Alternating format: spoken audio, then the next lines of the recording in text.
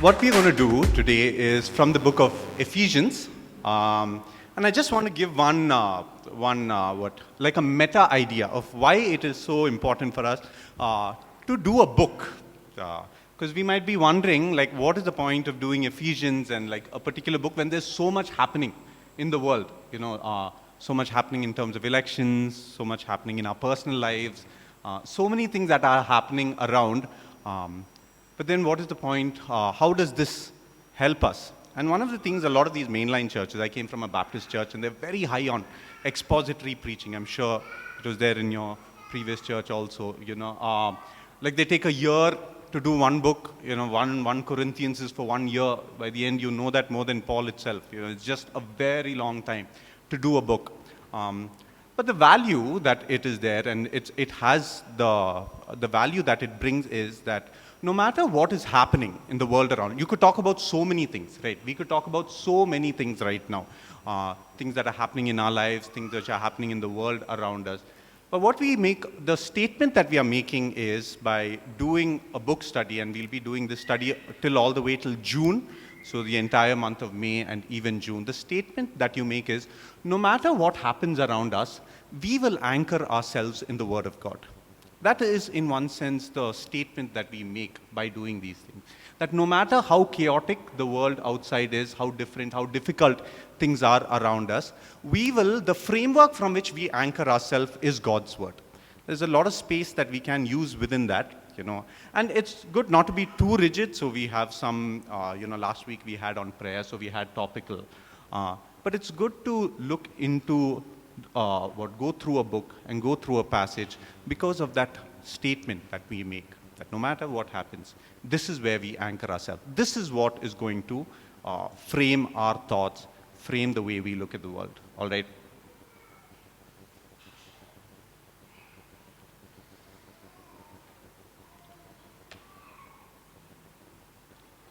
Let me open this. All right. Yeah, it's working. So what we're going to look at is Ephesians 4. So if you could turn your Bibles there to Ephesians 4, 17 to 24. Or you could just read it off this. I don't know how clear it is or how you're able to read it. And basically what I want to look at is there are three main blocks. All right. So there are three main blocks that this particular passage is talking about. Let me read it and pay attention as I read it. 4, 17 to 24. So the first block is this. Paul is speaking to them, and he says, "So I tell you this and insist on it, on the law, that you must no longer live as the Gentiles do, in the futility of their thinking. They are darkened in their understanding and separated from the life of God because of the ignorance that is in them due to the hardening of their hearts. Having lost all sensitivity, they have given themselves over to sensuality, so as to indulge in every kind of impurity, and they are full of greed." So that is the first part. The first part is do not be like the Gentiles, and then there's a lot of aspects about the way the Gentiles look at the world. Now, just a caveat here, we shouldn't colloquially translate it like the way we speak, don't be like this group of community, don't be like that. That is not the tone of it. That's not what he's bringing out. If there's anybody who loves the Gentiles as much in the Bible, it is Paul. And so that's not how you look at it, all right? He's giving their worldview, how they look at the world. So don't be like that. That was your former self. Then the next part. That, however, is not the way of life you learned when you heard about Christ and were taught in him in accordance with the truth that is in Jesus. You were taught, and this is the third part, you were taught with regards to your former way of life to put off the old self, which is being corrupted by its deceitful desires, to be made new in the attitude of your minds, and to put on the new self, created to be like God in the true righteousness and holiness. All right. So that is the entire passage, and that's what we want to look at today. And I want to diagrammatically move that around here. All right. Sorry, I spent a lot of time downloading Keynote on that because PPT does not have some stuff like this. So let's just look at that again. You can go back. You can't go back. You can only go front. Yeah. There you go. All right. So those are the three parts that is there. So first part, do not be like the Gentiles. That's the first part, all right? So that is 17 till 19. Do not be like the Gentiles, okay? They are clouded in the way they look at the world. They do not have a goal to work towards. So that's the first part. You were transformed by Jesus Christ, and then hence put off the old self and put on the new self. All right. That is the major chunk of it. 3 major parts. Do not be like the Gentiles. You were transformed in Jesus, and hence put off the old self and put on the new self. Put on and put off. All right. So that is the main crux, and that is the main idea that is here. I have our internet guy. Those in Kotanur, do you use Northeast Data Network, Airwire? Is that what you guys use? So if you have any problems with your internet and you send Suresh, I don't know whether you know Suresh. Suresh is our guy, right, Keith? So you send him, so we have some internet issue. He'll say, sir, switch off and switch on. That's what he immediate, sir, switch off and switch on.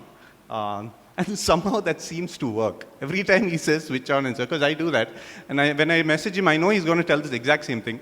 But I switch off and switch on, and then suddenly some magic he does, and the internet seems to work. All right, so certain things that is said here. Put off the old man, put off everything that is there, and put on the new self. Switch off and switch on. All right, put off the old man and put on the new self.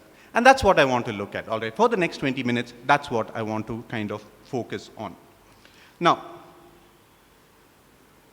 the old self and the new self. I just want to give why it is so difficult for our world to always understand these words. Because we are distanced from the Bible for more than 2,000 years, and we always bring our baggages. We always bring our preconceived ideas, our understanding of certain words, and we impose it onto the text. They say that is also the cause of original sin, because we can never really understand the meaning of a text without imposing our culture and our categories, and so we distort. And so this word self, it's a very complicated word. What do we mean by self when we talk about self? I want to give 2 categories that is here, all right. And the first is the category of the secular world. How the secular world looks at the self, and the problems that the general secular world looks at the self. If you look at a lot of these movies, it's always finding your true self. All these cartoons, a lot of these cartoons that we saw, Sasha and things like that, Moana is running and she has to find her true self. She has to find her self, and that is what we need to. So the secular world is always very high on, you need to find the self. As though the self is some state of being that is hidden inside us, and that is something we need to look at and find out. Just that the problem with it is that we evolve through time.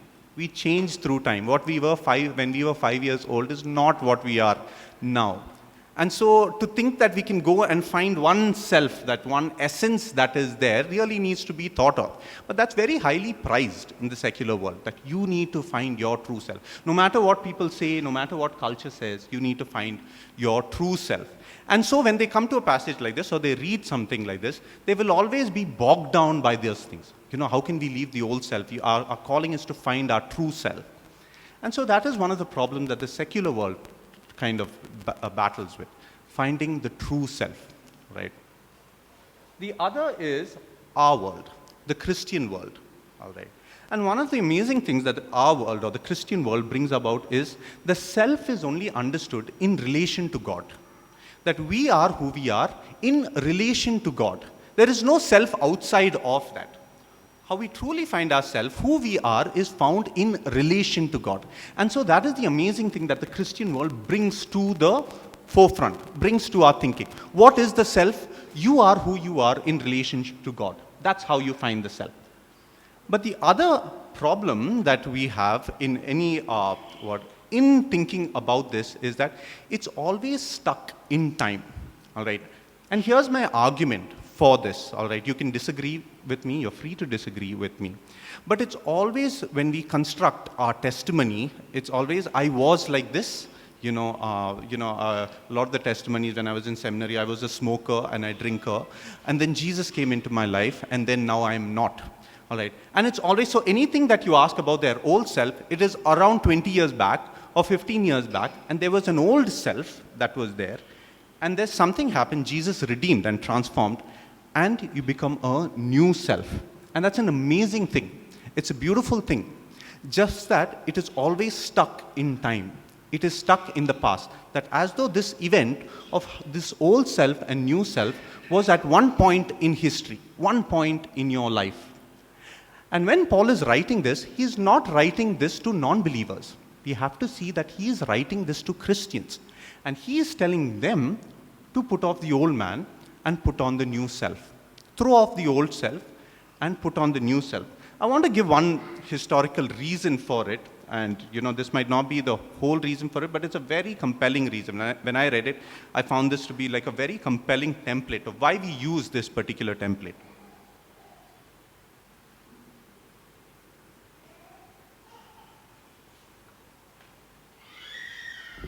So this is Saint Augustine, all right. And Saint Augustine, as you might know, is a very towering figure in Christian history, all right. After the Apostle Paul, the most influential figure in Christian history is, Saint Augustine.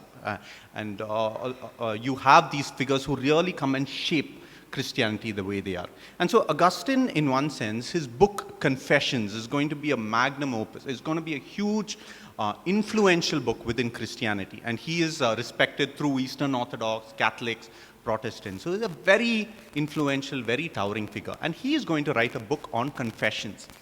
And in Confessions, one of the major idea that comes out is Augustine lived a very licentious life, a life of lust and things like that. He lived a very life of indulging in the flesh. And he encounters Christ. And in his encounter with Christ, he then leaves that life, all right, completely gives up that life and moves into a life of Christ. And because of the influence that he is going to have in Christianity, that idea is going to form the template, is going to be the formula by which from then onwards Christian testimony is going to be framed. And it's a great thing, we all need certain templates to operate in the world. You always need templates. You always need a framework. What generally people do in PhD is help create framework. So they do all that work and then create a framework, and the framework becomes an easy thing to use. And so Augustine's book, and he's so influential that even when Rome is destroyed by those outside, they don't destroy Augustine's, where Augustine lives, that his particular church, they don't destroy that. And these are pagans, these are brutal pagans, but his influence is so strong in the outside world that they don't destroy his temple, but they ransack the whole of Rome. And so Augustine is going to be a very influential figure in Christian history, and we're going to use his testimony as a template to frame our own. But the problem even with Augustine's testimony is his story doesn't stop there. After that, he becomes the bishop, and he struggles a lot with power. And this is after he becomes a Christian. And he has to wrestle with those elements of his life, which he did not have when he was living a licentious life. He was not in a position of authority. So there is no self of that element of himself he has to wrestle with. But after becoming a Christian, he becomes the bishop. He becomes a very prominent bishop. And he's entering into a new territory. He's entering into a completely new territory where he has to battle these things. And so, one of the things that we have to kind of break out of is the self that we have, this old self and new self, should not be stuck in a particular time-space dimension. I came to Christ when I was 19 years old. At that time, I was not married. I didn't have a job. I was studying. I wasn't heading a project. I didn't have children. But after coming to Christ, I have all these things. And all these are new experiences in my life. It's not that I had it before. These are absolutely no experience in my life. So I don't know what temptations and what trials happen at that point in time for me to battle it out. And so Christ has to be prevalent at that point in time. So the old self and the new self has to be understood as an ever-present reality in our life. When Paul is talking about the old self, it is not stuck in time. Of course, there is a journey, there is a turning point. I think this is best explained in John Bunyan's book, John Bunyan's Pilgrim's Progress, where at one point he sees the cross, the place of the cross, and there's a transformation. But there's a whole journey after that. There are whole mountains to climb. There's a whole journey of him shedding off things of himself that does not lead to eternity. And so definitely there is a turning point that is there where his worldview changes, where the way in which he looks at the world changes, but then there is a whole journey of redemption and transformation. Christian theology tries to break it down in terms of sanctification and justification and things like that. But we need to look at it as this is an ever-present reality. Something that we have to apply over and over again in our lives, all right? And so, one way to put the word in context is this. What is the old self? All right, don't be like the Gentiles. Because in one sense, the Gentiles do not look to God, all right? And so everything that they do is for the temporary world. It's things that are temporal. However great it might be, it still will come to an end one day. And so anything of your old self which is temporal, which does not last to eternity, which does not go into eternity, and it could be whatever it is. You're really happy with the position that you have in your office. You put a lot of yourself and a lot of your time and energy in that position. One day that position is going to go out, and it is an inevitable reality, but you've based so much of your identity in your position in that office, and it is going to break. All right. And so the old self here is anything that is temporal, any part of you that will not ultimately lead to eternity, any part of you that is in vain. And the new self is the part of yourself which is connected to God, because that is the only thing that will lead itself to eternity. That is the only thing that it will last. And it might not even be your job, it could be your spouse, it could be your kids, or whatever that you are deeply attached to, whatever desires that you have. Because none of those affections, none of those things last. It is going to break. The only thing that how you need to leverage the things of the temporal world is by connecting yourself to eternity. And so the idea here is that any part of yourself, even after you become a Christian and you have this meta-narrative of moving to Christ, there are still aspects of you that are stuck in idolatry.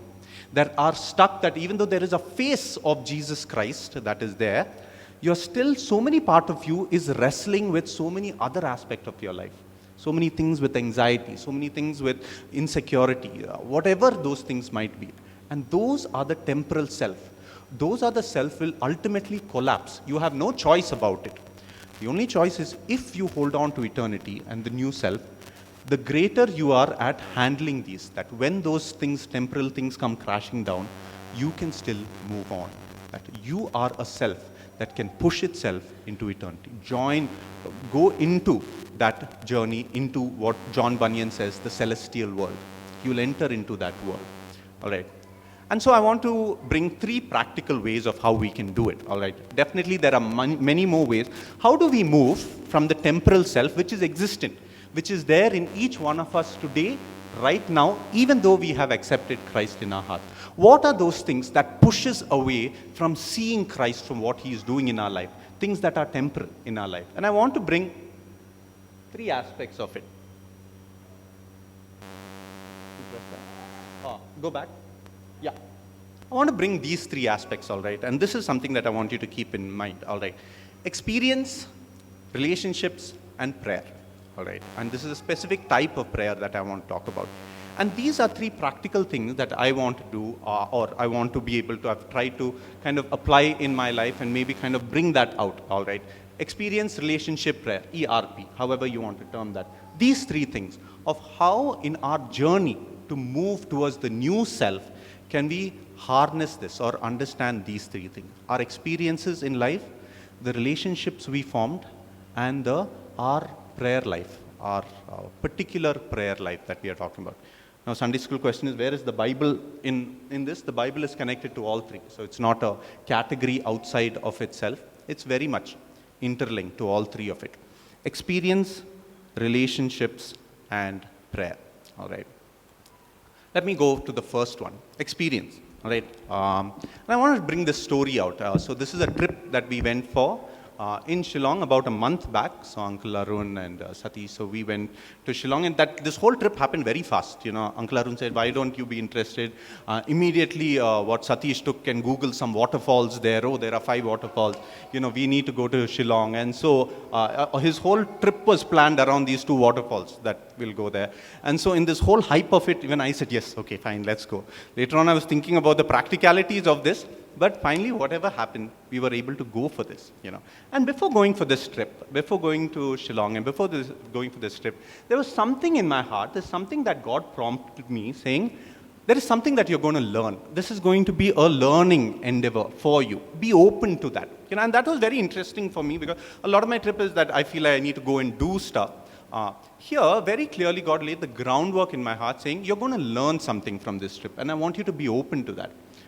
And so, before going itself on this trip, I already had this kind of mode that I wanted to go through. There's something that is going to. So, what I did was, I wanted to open myself to the experience of what is going to happen. I don't know exactly what is going to happen. I don't know how this is going to pan out exactly, or where, but I had that inkling in me. And I think there were many things that happened through the trip that kind of shaped my understanding. But I want to give one particular story that really solidified this for me. It ultimately culminated in one dinner.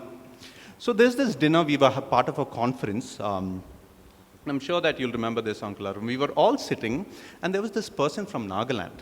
Right. So there was this person from Nagaland who was sitting to my left here, and then Uncle Arun and Satish joined us. So there were 4 of us, and we were speaking, and so the person who was there next to me talks about the difficulty in Nagaland, particularly the insurgency that happened, where the army was deployed by the government, and this is way back, in the 1960s, the army was deployed, and they could enter into any house. They could check them, and it was a very traumatic time for the people in Nagaland because the Indian army are given a free hand by the government. And when the army is given a free hand by the government, they can create atrocities. There is no accountability here.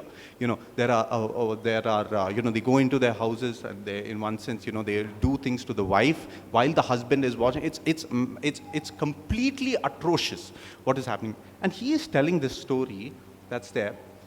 And all of a sudden, Uncle Arun says to him, as an Indian, I want to say that I deeply apologize for what I have done.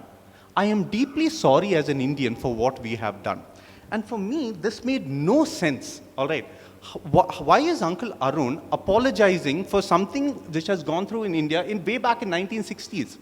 What is the connection here? How is he seeing it? And I looked at Satish, and later Satish was also telling me, I was wondering what Uncle Arun is saying here. Why is he apologizing? Like, how is he connecting the context that is here? And so I thought that was like really absurd, all right, to apologize for something that is there. It didn't fall into my rationality. All right. My sense of understanding of these things, and it comes into, national theory, race theories and things like that. It didn't fall, none of this made sense to me. So I was thinking of that, and then I looked to my left, and he is weeping. The person next to me is crying because of what Uncle Arun said. And he said, nobody has spoken to me this way. Nobody has told me this. And what I felt, what happened in that moment was, like something really strong of the Spirit of God working in this place. And the big takeaway for me, because of my history and my sensibility, is that there is a mode of being in this world that is not purely rational. There is a mode of being in this world that is attuned to the Spirit and then connecting with that in the Spirit. That there are, what Shakespeare said, there are more things on heaven and earth that are thought of in your philosophy, that there are more things in this world that can be construed within my reasoning abilities, my rationalities and my reasoning ability. And for me, in my personal journey, this was a huge factor for me to learn. That you might have these things of looking at the world, and that does not mean that it has no value. Tomorrow I'm not going to be all mystical and things like that is there. I'm sure there are certain things that we can learn from each other. But for me it is, maybe you need to give up on certain things. Maybe there's a mode of being in this world that is so attuned with the Spirit that your rationality does not come very close to it. Like it might not even comprehend it, yet it exists. Yet it very much exists in the world. Be attuned to that. And so for me, that was a huge experience. That experience that is there, that an event that is happening in me is saying the old self, okay, the self that is very connected to how you need to perceive, how you need to look at the world, needs to kind of burn out, needs to kind of change, modify in terms of this new light. All right, and so that is, if you could press that, no? The PPT? Yeah. don't know why this is not working. All right, so experience, relationships, prayer. Let's go to relationships. Here. Now here I want to give you something from pop culture. All right, and this is also very much connected to experience, all right. But I want to particularly focus on relationship. Of course, experiences could happen outside of relationships also, all right. It's just observation things that are happening in the world. But here, I want to particularly focus on relationships, and I want to bring this particular example for me. I was speaking to my brother-in-law, and both of us are very involved in movies and things like that. And one of the things that we were discussing is, it's very difficult now for a movie to develop a character. All right, for character development, because you only have 2.5 to 3 hours. If you're watching a series which has season 1, season 2, season 3, you can really develop these characters so you are watching like hours, and so the characters are fully fleshed characters that are there. Or when you're reading a book, there's so much space. You're spending hours and hours reading about this character, and so there's so much space to develop like a 3-dimensional character. Movies, because of the medium, it has only 2.5 hours, are not able to develop a character fully. And so we were like, yeah, movies won't be able to do that. Until we stopped and we says, no, there is. And for us, it was this movie, Oppenheimer. I don't know if you guys have watched. It's a very intriguing movie. But it's particularly about J. Robert Oppenheimer, who creates the atom bomb, all right, which is going to go into Japan. And so it's particularly about his life. And one of the things that we understood is, here is a movie, but we are so invested in his character, in who he is as a personality. He's not a one-dimensional personality. He's a very complex 3-dimensional personality. How was the director able to do that? And when you look at it, the director was able to do that in and through the people Oppenheimer encounters. So here is Oppenheimer, it's his life, but he encounters his wife Kitty, all right, in very different circumstances, and there is a dimension of Oppenheimer that comes out. Then he engages with Louis Strauss, who's a politician, and he's playing a political game, and there is another element of Oppenheimer that comes out. Then he engages with Albert Einstein, he also being a scientist, and there's another element of Oppenheimer that comes out. By the end of the movie, because Oppenheimer has related with all these characters in very different situations, you have a very complex 3-dimensional personality that is emerging. And one of the things that this brings out is that we are who we are in this journey of life. We are deeply interconnected with different people in our life. And each person is going to help us in our journey towards being the new self. Each person that we encounter, whoever it is, maybe spouses play a very critical role in that because of the amount of time that we spend. Our spouse and our children is going to play a very deeply critical role. But it's also people in the church, people in your office, your neighbors. All of them are going to be deeply integral for you to form the new self. That as you become this person who moves in Christ, into eternity, you are always shaped by the people around you. Some of this, sometimes we see ourselves in those certain people, and then we have to wrestle with those, certain times, they challenge us. Certain times, we give them the opportunity to speak into our lives, posture ourselves so that it becomes open for another person to kind of speak into our lives, to tell us what we want to change. A lot of these things that we are blinded to ourselves are being caught by others around us. And if we are able to posture ourselves with that type of humility where it's open for them to speak to us, we are in a greater position to grow into that new self, to chip off the aspects of ourselves that does not lead to flourishing, that are still very tied to the old self. And these are very complex reasons, whatever they might be. Our background, our culture, our environment, we are all trapped in these things. And so relationships form a deeply integral part of who we are. And we have to, and it's not wrong to do this, we have to look at ourselves as the hero of that story, that we are ultimately moving into eternal life. And there are people in our life that is going to come and shape us, that is there. And they're going to bring and they're going to help chip off. Things that we are going to see in their life that resonate with the kingdom. And we want to assimilate that. We want to take that in. And so relationships are one of the key things, a very key aspect of us becoming the new self. So first, experiences, and that could be tied to relationships. And second is our relationships ourselves. The people that we encounter day to day in our office, whoever it might be. How do we see the kingdom that is there in them? and imbibe it into our lives, right? All right. And finally, prayer. And for this, I just want to end with one particular personal experience to kind of drive this home. Is there?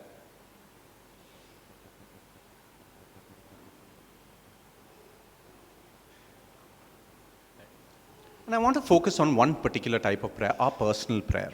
How we bring our personal prayer to God. And I want to hone this in with an example. All right. Now, these are two events that I spoke in. And these are very recent, like about a month or two. The first one was an event in Kochi. All right, I was just going to go and visit and just see that event, what's happening there. But the person who's heading it, Vinny, you might know him. So Vinny was kind of heading it, and she said, because you're coming, can you join this panel? I said, I don't know much about this topic, but I'm passionate about this topic itself. It's something that is there in my heart. So I said, yeah, okay, fine. So I agreed, and I was part of this panel. Now, what happened here personally for me is, so the person to my left, so she says something, and everybody claps. Everybody is clapping for her. And then the person next to me says something, everybody claps for her. And then I say something, and nobody claps for me. It's just silent that's there. And so I'm throwing in a joke or two, it's not working, everyone is just staring at me, and there's no connection at all. And then it goes to the person next to me, she says something which in my mind was like very ordinary, nothing great, and everyone claps, all right. Everyone claps for her. There was a second round of this happening. Again, she says, claps, second round, claps, I say, no clap. And then it goes into the next person. And so I kind of brushed that off. I'm like, okay, I was wondering what it is. I wanted to think maybe they didn't understand what I said. It's too complicated. Maybe they didn't understand what I said. So I'm trying to rationalize it in my mind, and I pushed it aside. All right, I was feeling these things, but I didn't want to bring it to my conscious memory. Felt I'm too cool to bring that into my it's okay. Let's throw that aside. Happened. Let's go on. Let's move on with life. Okay. And then the next month, I'm called by SciAx, all right. So SciAx calls me to do an interview panel, all right. And so this happened like a few weeks before the SciAx thing happened. So SciAx is kind of my turf, it's in Bangalore, it's my people. And with SciAx, I have a lot of content material because I met my wife in SciAx while I was there. So I was dating her while I was in SciAx. So there's a lot of potential for jokes that are there with SciAx. So I'm sitting there, and so they are saying things. Then it comes to me, and I say something which is very connected to my history in SciAx and connected to Sitara and things like that. And the whole crowd bursts out laughing. And immediately, there's a huge sense of elation. Wow, this is awesome. All right, this is awesome. And then from then onwards, I'm sitting in that panel, and I'm thinking in my head, what next thing can I say which is going to be funny? All right, I want this. This is a really cool feeling. I want to recreate this environment. So Philip says something, and then it comes to my turn, and I want to say, and I say something. Again, I'm able to manage to pull out some funny material from my past experience inside. Again, the whole crowd bursts out laughing. And this happens thrice over. And I thought this was such an elating feeling for me. I'm able to say this. People are laughing. People are connecting with me. It was like such an elating feeling. And so even after the event, my wife, I know there was some problem because my wife had specifically told me, come soon. All right. Immediately after you finish this, come soon because I want your help. I didn't want to leave that place. I wanted to hang around there for a bit, speak to people. So I think I messaged Sitara, this is work related. I have to be here. Very important. And so I messaged her saying that. And so I was there. And so people were there coming and talking to me and things like that. So it felt really great. I felt great being there. But on the way back home, I was driving back home, and I said, there's something wrong here. There's something deeply wrong. Why am I feeling, is this okay? Is this off? And so one thing that I wanted to do is I wanted to bring that to God. All right, whatever I'm feeling, God, I want to bring it to you. And so from there, I bring that to God. And the question I'm thinking, what am I feeling? How do I process this? And immediately the picture that came to my mind was this one. All right, was this picture in Kochi that is there. And what I was remembering, because I felt dejected there, because I felt a sense of rejection there, and I didn't want to deal with it with God. I didn't want to bring that request before God, because what do I even say? What will I come and tell God? Because I didn't want to deal with it with God, I suppressed that. And because I suppressed that, I'm still locked with that type of dejection, that I felt I really had to overcompensate here, that I wanted to get that adulation. And one thing God showed me is there were so many things that was happening. Philip was really talking about priesthood of believers. There was a very serious event that was happening around here, which could have been a great blessing. But because I was so self-involved as to what I want to feel in this process, I'm completely diverting that attention and deflating the general mood of the people that is there. Because I want to feel good. I want to feel this. So I'm not even listening to what is happening here. I just want to think of what I want to say next. I'm not sensitive to what God is doing around. And God is really doing something that was there that I missed. And one thing that came to my mind is, at that point is, but because I was able to bring that to God, I was able to deal with it. I was able to deal, otherwise I'll be stuck in that position of dejection. I'm stuck in space-time. I'm stuck there because I've suppressed the rejection that is there, and I do not want to bring it with God. And whenever something is hidden in the dark, it is the greatest point of exploitation. Satan can really exploit things in the dark. The minute you bring it to the light, the minute you bring it to your conscious mind and try to grapple with it and deal with it, you have brought it before God. You have brought it to the light. And here is an opportunity for you to chip off that old self, chip off that need for validity. Because if I don't learn this lesson there, I'll definitely learn it 15 events down the line. If this is not a process that I'm going, because it is temporal. Adulation and those kind of things is temporal. If I chase after this, there will come a point where I'm not able to do anything to get it. I will try a lot, but I'm not able to get it. The self, and it's an ever-transforming self. It's not that I'm never going to deal with this problem again. Definitely am. But it's still, there's a part of the old self that has chipped off. And so, I want us to bring these three into the forefront. That whenever we are, that our temporal and our eternal self are always playing itself at every moment. It is not stuck at one point in history. Though there is, at that point, if you had not come to Christ, you won't even have the framework or the temple or the guidance of the Spirit to even do these things. But once you have, you still have so much of ourselves to chip off. There's still so much of ourselves to really take off and move off. It's a beautiful quote by C.S. Lewis where he says, once you've accepted Christ, it's a building, it's a house, there are certain things that the person who's kind of readjusting the house is breaking the pipes, is changing this thing. And he says, because you think you're going to be a good cottage, but God is making you into a palace. He wants to live in there himself. God is making us eternal beings. God is making us beings that are connected to Christ. And anything of the old self will be chipped off. And our experiences, our relationships, and our prayer are a mode of being in the world, while we are in the world, to frame that as we move into this journey for eternal life. Right? Thank you. God bless you.